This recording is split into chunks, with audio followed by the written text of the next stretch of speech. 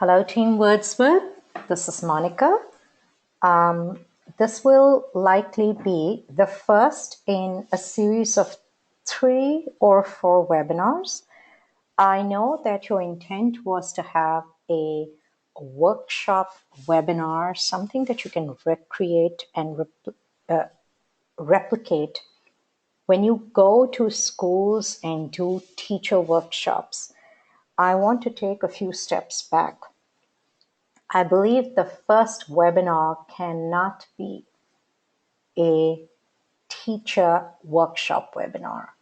It's more important for me and us as FIM acquainting Wordsworth with 2 things before you even go into a school to do a teacher webinar. This webinar is solely dedicated to 2 goals. One, what are the 5 marketing points that clearly give us a huge advantage over the competition? And this is based on my years of experience with First in Math and studying the competition. There are about a couple of dozen competing products. About 6 of them are big players, really, really big players. And let's do all that over another call. To give you some examples of the big players in India, you'll run into MindSpark, of course. You'll run into IXL. You'll run into HeyMath. You'll run into Manga High. You'll also run into Mathletics. These are the bigger people that I can think of.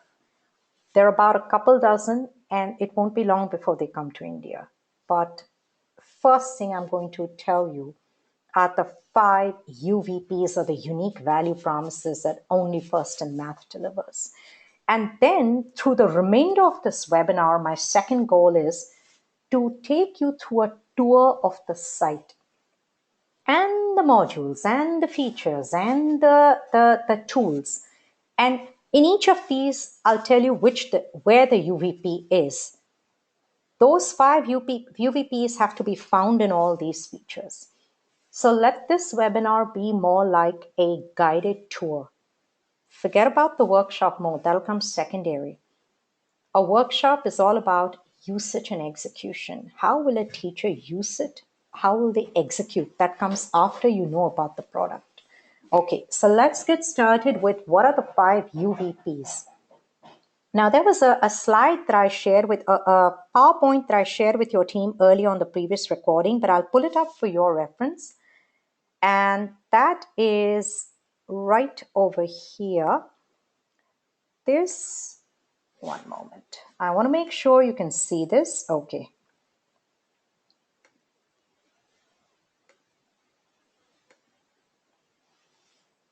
So this slideshow, I'm just going to quickly go through those slides. You have it. You have it from the previous recording. This is the visual of those UVPs, okay? The first being that we are not a product, we're an innovation.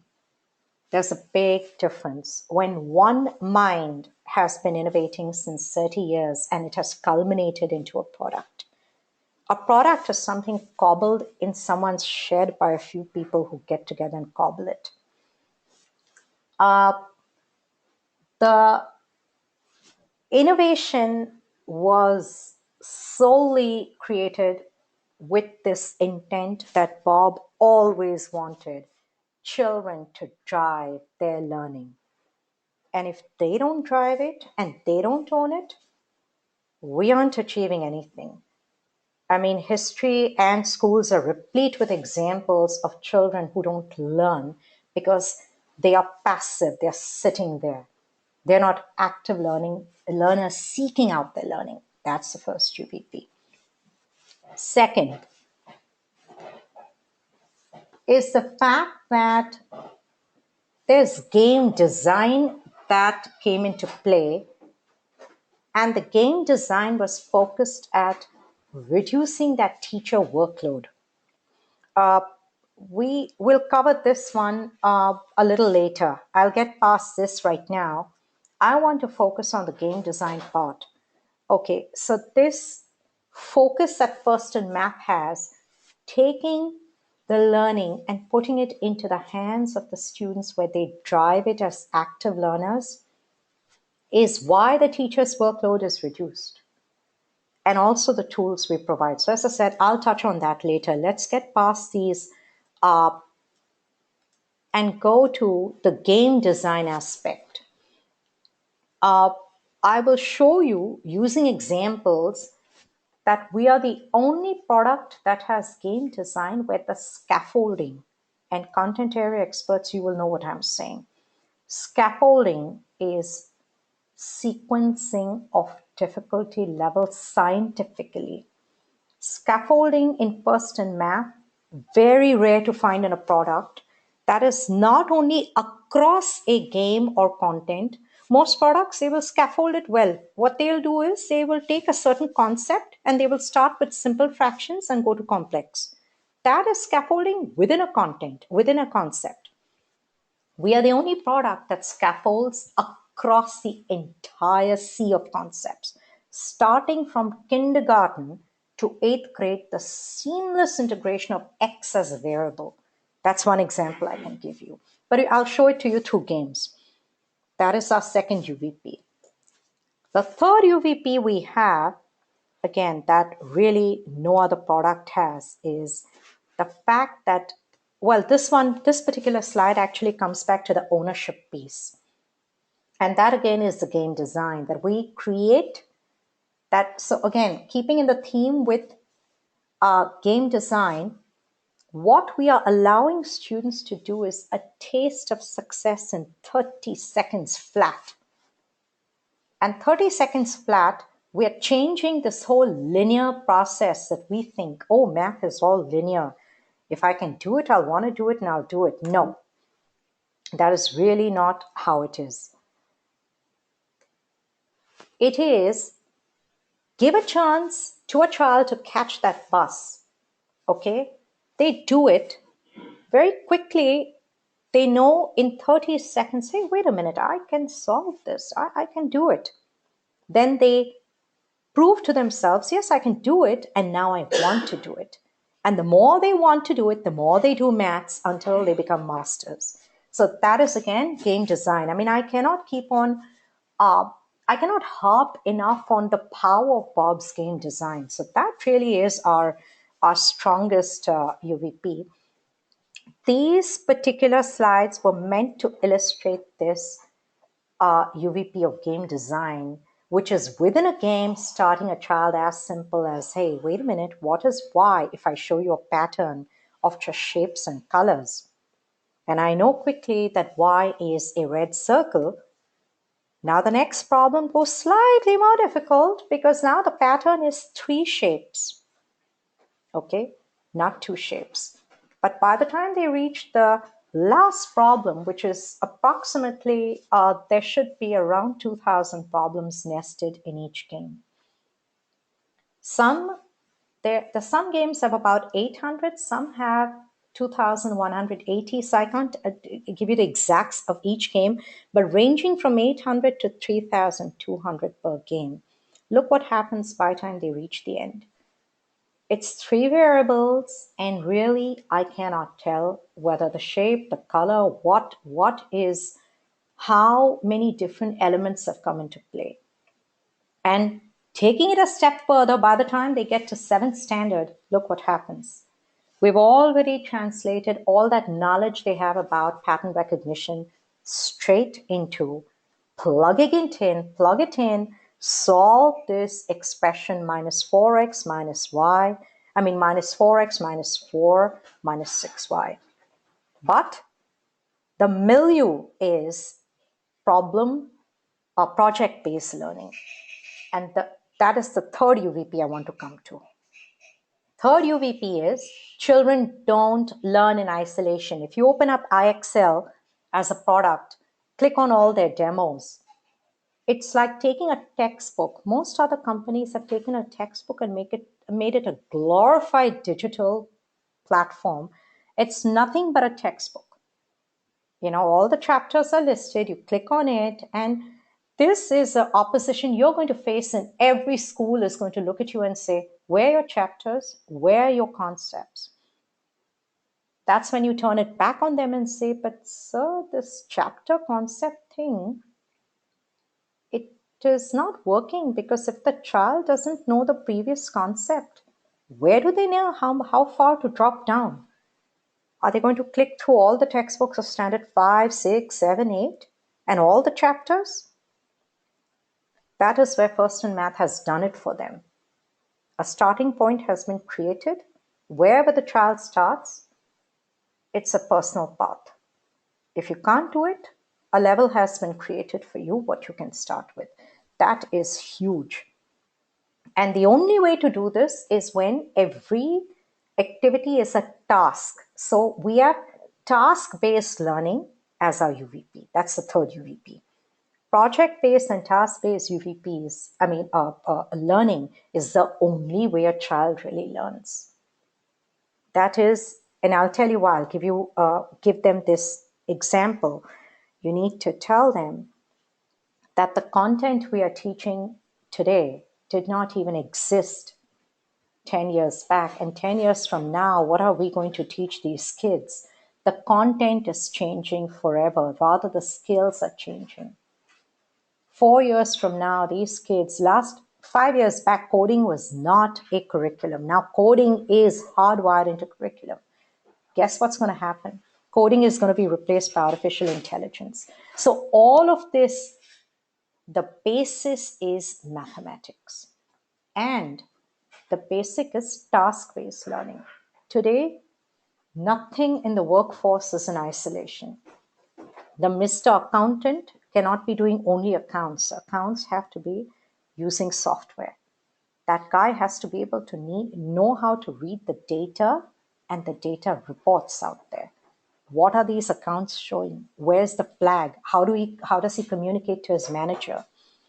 So that is our our third UVP after design, is that we are teaching children the skills that they need desperately in the workforce through task-based learning. Every game is a task through which they are learning all the concepts, and all the concepts are aligned such that any child can start at their level of learning and move on. That is not a textbook. A textbook and an IXL cannot give that to you. And IXL will only show you, I urge you very strongly to go to IXL or to Hey Math or anyone and see what they've done. So it is up to a child to keep dropping down all the layers and all the levels till they feel stupid, because right on the site it says standard 6, standard 5, standard 4. How stupid do I feel by the time I go down to standard 3? So the feeling of a child can succeed is nourished in First in Math. The fourth UVP, and again, a burning one for India, which I plan now to expand into a division within First in Math, where I believe Wordsworth and First in Math should collaborate, is we should have our own, the trainings that I have done for teachers. Turns out, take a look at the workshop recordings of Calorex or of Udgam or anyone. You're going to see so much joy on their faces. And this is not one school, two schools. Any school we have done a workshop, there's terrific sense of joy. What a huge gift that these teachers, US, not so much, that US teachers are pretty sharp now. But 10 years back, they were in this space that our teachers are in. Our teachers are only used to holding a book in their hands, a chalk in their hands. I mean, they are not digitally savvy. I agree that there are organizations, including ActUnip, that are training teachers for digital skills. But digital skills are only one piece for a teacher. How does this teacher use the digital skill to help the student? That no one is teaching them. That is what we are doing. By using First in Math and their fear of technology they have overcome in such a joyous way. In 10 minutes, they're enjoying the concept of gaming. Second biggest gift we are giving them, which as yet Wordsworth has not seen because it's not in any of the recordings yet, is our assessment workshops. And actually they are with the teacher workshops. Part of it you can see where I'm showing teachers how to read one of our reports. The reports actually tell you the entire student profile and what that child needs. Which company gives such a gift? We are the only product that has authentic assessment built in, where you're getting a real profile of a kid, not a profile that is meaningless. Meaningful data is the first thing we give. Second, we make it so easy for the teacher to interpret that data and use it. In 10 minutes a week, she knows what to do for her class. No one can give that gift. I can guarantee you that. And that is our fourth largest UVP, because that is a big pain these principals in India are facing. I tell them outright, I said, let me help you. I'm going to ask you a few questions to do a digital assessment of your school. They say, no, madam, chhod do. Our teachers aren't ready for this. And I say, so aap kya karoge? Are you going to teach your students who need to have the skills of today? Most of their parents are smart and they know that. But are you going to teach those students with teachers who have no skills that are required to teach these students? Or do you want the help of a tool whereby this teacher can catch up with the changing technology? First in Math allows that teacher to be effortlessly caught up with the present day practices. Present day practices are assessment, big data, interpretation, analytics, and customization to the personal learning path of a child. Trust me, 2 years from now, that is the only song they'll be singing when parents start complaining enough. So that is the fourth UVP. And the last one, which probably you'll only be able to hop in a sales meeting and not a teacher meeting, is cost. We are the lowest price product only because of Jaswinder's guidance. Have I taken up the cost from 500 to 700 for the next year? I wouldn't have done that. And even then, it is so reasonable. It is so reasonable. It's the cost. For the cost of a scooter, a school is getting a Mercedes. I mean, we're giving the whole 9 yards away. Other companies are charging premium for assessments. We're giving the assessments for free. We're giving reports for free. We're giving content for free. We're giving competition for free. So convey these five. I really couldn't stress enough to you that this would be the most important chunk of any webinars moving forward.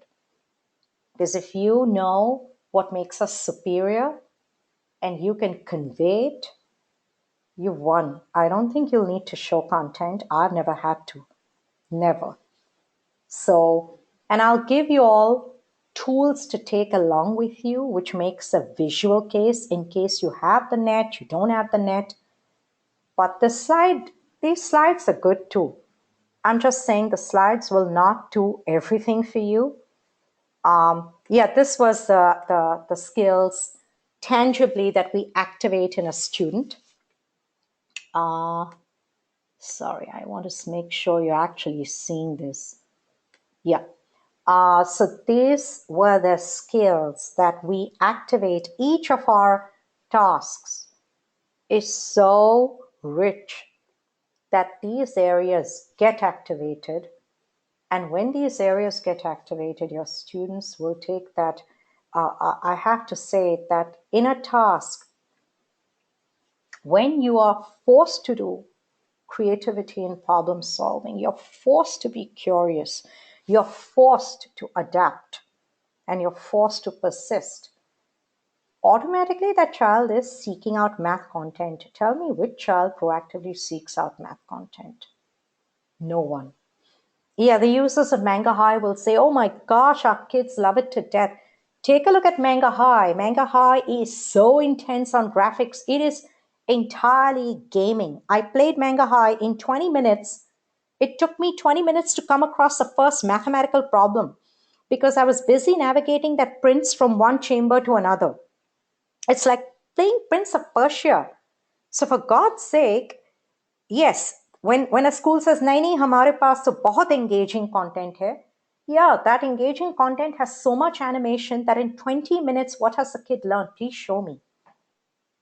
And is there any direct correlation in that 20 minutes of what the kid has learned to performance on a test? Please show me. I have proof of it. And the thing of it is, I'm telling you this from a scientific viewpoint, folks. I've studied neurology enough to tell you this. The working memory can only hold information for 20 minutes before it passes to the long term memory. That's the difference between short term and long term. In those 20 minutes, if you have wasted 15 minutes doing, navigating balloons through a field and navigating the prince through a chamber of secrets, and only 5 minutes was spent learning math, then that is abuse of the working memory space and time. And I want to know which parent will allow their child to spend 1 hour gaming for 15 minutes of learning. Or does a parent want, like the parents who are using first in math, they say in 10 minutes, we see that our child did tangibly rich amount of, uh, a rich palette of activities of mathematics. There was only mathematics they could see. We have no cartoon teaching, no cartoon characters, which means our download, our cache, there's no load on it. Uh, that is what Manga High cannot guarantee. And that's why they have to have school-based servers. I mean, all of this is how I bash up I don't bash up competition proactively. Ever. You should never do that. It's negative marketing. But the minute people get in my face saying, okay, fine, you guys are okay, but we like this one, then please know that you've opened the door to bashing because I won't hesitate to do it. So this is, I peel the first layer off for you of how we have won accounts and how we have managed to get past doors. All right, I'm going to pause the recording at this point so you have a clear cut sense of what was in this recording.